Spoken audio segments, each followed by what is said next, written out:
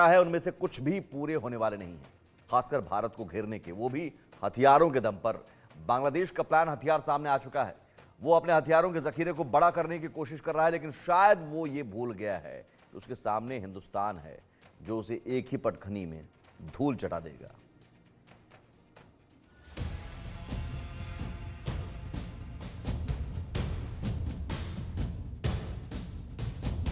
बांग्लादेश पर कयामत टूट पड़ी है। उस पर अदृश्य हमला हुआ है। यूनुस सरकार को ठीक से पता ही नहीं है उसका सामना किस दुश्मन से हुआ है। बांग्लादेश का यह नया दुश्मन बेहद तेजी से देश के अलग अलग हिस्सों को अपनी जद में ले रहा है। यूनुस सरकार ने जल्द अपने दुश्मन की पहचान नहीं की, उसका सामना नहीं किया, उसका इलाज नहीं किया, तो बांग्लादेश का अंत होना तय है। कौन है बांग्लादेश का यह दुश्मन? कैसे ये बांग्लादेश में अपने पैर फैला रहा है? क्यों यूनुस सरकार को अपना यह दुश्मन दिखाई नहीं दे रहा?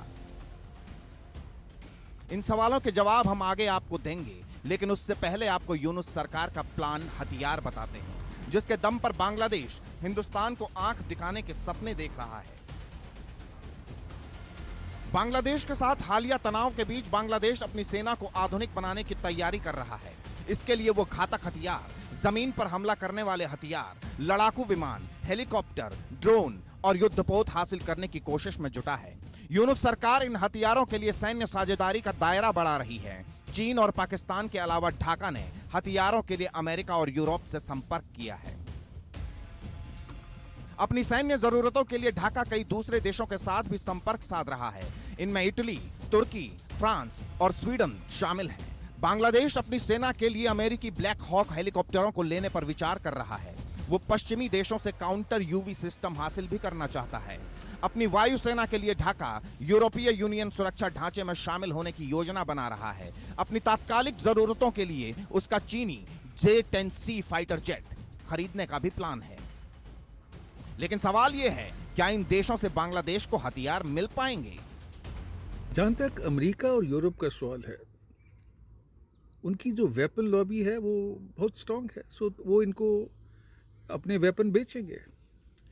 और जहाँ तक चाइना और पाकिस्तान का सवाल है, ये सबसे आगे बढ़ के बांग्लादेश की मदद करेंगे, ताकि इंडिया के ऊपर जो इस समय पहले दो दुश्मनों से जूझ रहा था, जो चाइना और पाकिस्तान से, तो उसमें एक थर्ड पार्टी की इन्वॉल्वमेंट भी हो जाएगी और होगा बांग्लादेश।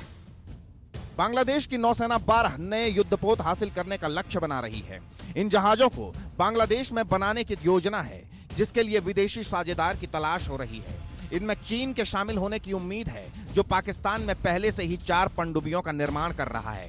बांग्लादेश की नौसेना फरवरी में पाकिस्तान के बहुराष्ट्रीय अभ्यास अमन में शामिल होने जा रही है। उसी महीने पाकिस्तान की सेना उत्तर पूर्वी बांग्लादेश के मेमनसिंह में एक ट्रेनिंग मॉड्यूल में हिस्सा लेगी।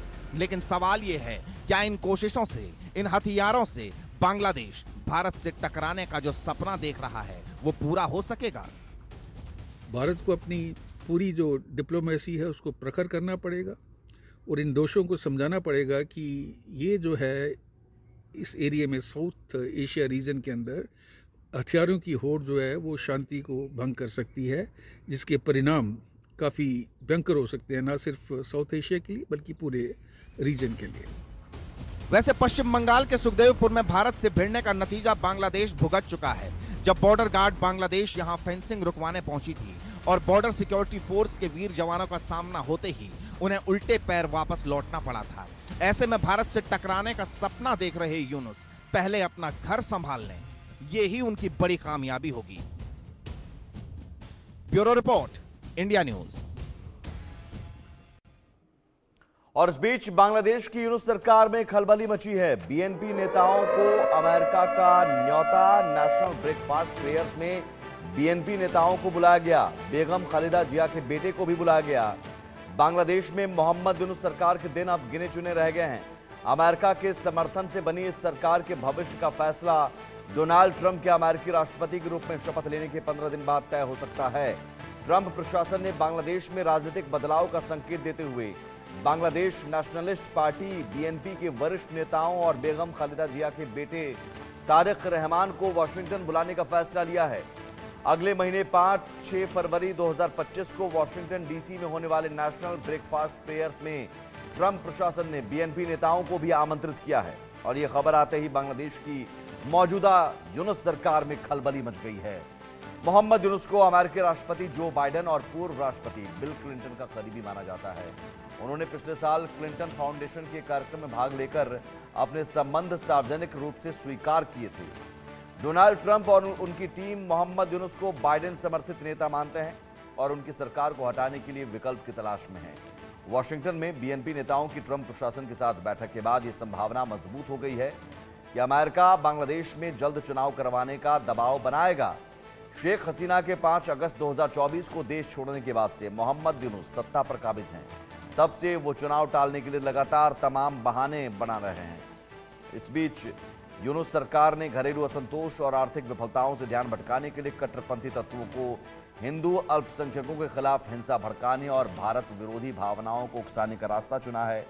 डोनाल्ड ट्रंप और उनकी टीम से बीएनपी नेताओं की बैठक के बाद अमेरिका बांग्लादेश में लोकतांत्रिक प्रक्रिया की बहाली के लिए दबाव बना सकता है और अगर चुनाव कराए गए तो यूनुस सरकार का पतन तय माना जा रहा है।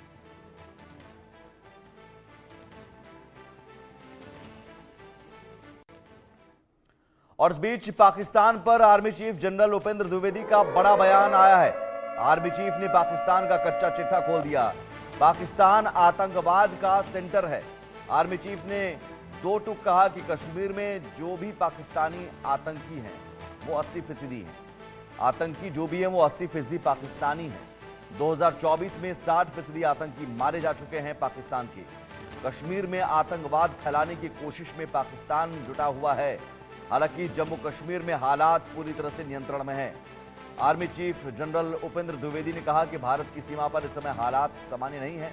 पाकिस्तान लगातार कश्मीर में आतंकवाद फैलाने की कोशिश कर रहा है। उन्होंने कहा कि हमारी प्राथमिकता बॉर्डर को और ज्यादा सुरक्षित और मजबूत बनाना है। जम्मू कश्मीर में 2024 में आतंकी हमलों में बढ़ोतरी हुई थी। पिछले साल मारे गए 60% आतंकवादी पाकिस्तानी मूल के थे। आर्मी चीफ का यह बयान। उन्होंने कहा कि घाटी और जम्मू क्षेत्र में जो भी आतंकवादी बचे हैं, हमें लगता है कि लगभग 80% या उससे अधिक पाकिस्तानी मूल के हैं। घुसपैठ की कोशिशें जारी हैं। हाल के महीनों में उत्तरी कश्मीर और डोडा किश्तवाड़ बेल्ट में आतंकवादी गतिविधियों में बढ़ोतरी देखी गई है।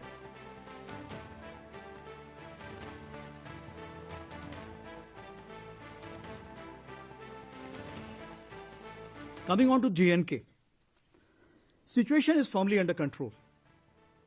On line of control, ceasefire, which is effective from Feb 2021 after the DGMO's understanding, is holding on. However, the terror infrastructure across remains intact.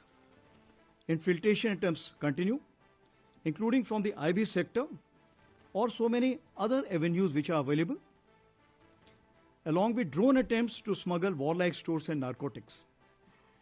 In hinterland, in recent months, increased terrorist activities was seen in North Kashmir and Doda Kishtwar belt. Our CT grid there has been reinvigorated and tempo of kinetic ops has been enhanced. Past year, 60% of terrorists eliminated were of Pakistan origin. As of today, whatever is remnant in the valley and Jammu area, we feel that around 80% or more are from Pakistan origin.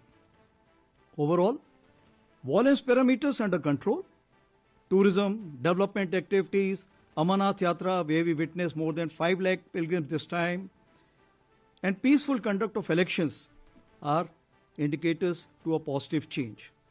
So the theme of terrorism to tourism is gradually taking shape. Regards Northeast, overall situation in Northeast is gradually improving. In Manipur, synergized efforts of security forces and proactive government initiatives have brought situation under control. However, cyclic incidents of violence continue. शांति और सद्भाव स्थापित करने की दिशा में ठोस प्रयास जारी हैं।